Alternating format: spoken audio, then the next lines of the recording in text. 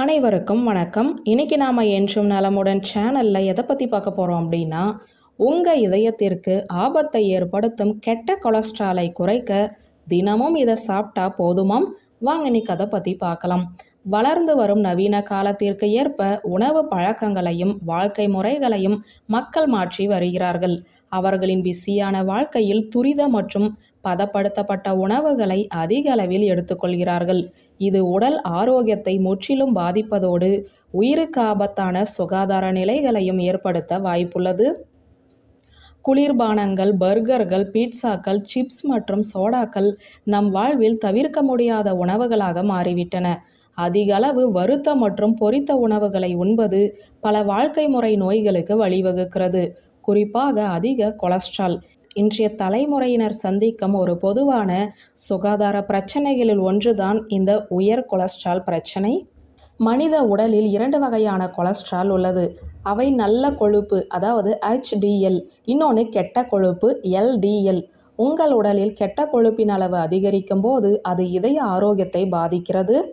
அதனால்தான் ஆரோக்கியமான வாழ்க்கைக்கு கொலஸ்ட்ரால் அளவை கண்காணிக்க நிபுணர்களும் பரிந்துரைக்கிறார்கள். உங்கள் கொலஸ்ட்ரால் அளவை நிர்வகிப்பதில் உணவும் முக்கிய பங்கு வகிக்கிறது.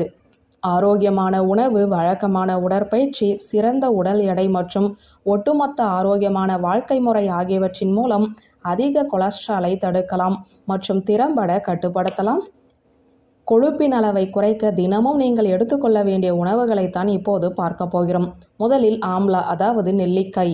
பல்வேறு மருத்துவ குணங்களை கொண்டுள்ள இந்த ஆம்லா இந்திய நெல்லிக்காய் என அழைக்கப்படுகிறது.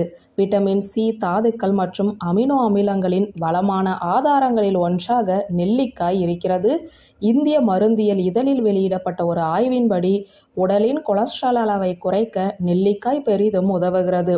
இது தவிர பெருந்தமனி தடிப்பு, கரோனரி தமனி நோய் ஆகியவற்றிற்கு எதிரான பாதுகாப்பின் கூடுதல் நன்மையையும் ஆம்லா வழங்குகிறது.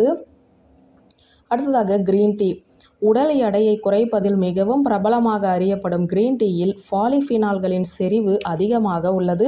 இது கெட்ட கொழுப்பை குறைப்பது மட்டுமல்லாமல் நல்ல கொழுப்பை அதிகரிக்கவும் உதவுகிறது. அடுத்ததாக எலுமிச்சை. எலுமிச்சையில் விட்டமின் சி மற்றும் ஆக்சிஜனேற்றங்கள் நிறைந்துள்ளன. அவை நச்சுக்களை வெளியேற்றவும் உடலின் வீக்கத்தை குறைக்கவும் உதவுகின்றன. எலுமிச்சை போன்ற சிட்ரஸ் பழங்களில் எஸ்பெரிடின் உள்ளது. இது உயர் இரத்த அழுத்தம், பெக்டின் அதாவது ஃபைபர், லிமோனைடு கலவைகளின் அறிகுறிகளை குறைக்கும். இந்த காரணிகள் பெருந்தமனி தடிப்பு, தோல் அலர்ஜியையும் மெதுவாக்கும். ஆரோக்கியமற்ற கொலஸ்ட்ரால் அளவையும் குறைக்கும். எலுமிச்சையில் இருக்கும் ஆன்டி ஆக்சிடென்ட் ஃப்ளேவோன்கள் பெண்களுக்கு பக்கவாதம் ஏற்படும் அபாயத்தையும் குறைக்க உதவுகிறது. அடுத்ததாக கீரை. கீரையில் பல அத்தியாவசிய ஊட்டச்சத்துக்கள் நிறைந்துள்ளன. இது பெரும்பாலும் எல்லார் வீட்டு சமையல் அறையிலும் இருக்கும் ஒரு பிரபலமான உணவாகும். மேலும் இது நமது ஒட்டுமொத்த ஆரோக்கியத்திற்கும் நன்மை பயக்கும். நிபுணர்களின் கூற்றுப்படி கீரையில் கரோட்டினாய்டுகள் உள்ளன.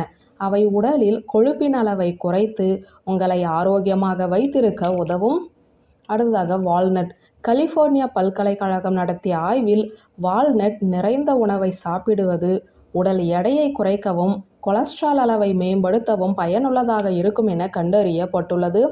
முதன்மையாக பாலி அன்சாச்சுரேட் கொழுப்புக்களை உள்ளடக்கிய ஆக்ரூட் பருப்புகள் கொண்ட உணவு இதய ஆரோக்கியத்தை பாதுகாக்கிறது என்றும் அந்த ஆராய்ச்சி சொல்கிறது. கொலஸ்ட்ரால் அளவை கட்டுப்படுத்த உதவும் உணவுகளை உங்கள் அன்றாட உணவுகளில் சேர்த்து கொள்ளுங்கள். ஆரோக்கியமான உணவுகளோடு தினமும் உடற்பயிற்சியையும் மேற்கொள்ளுங்கள்.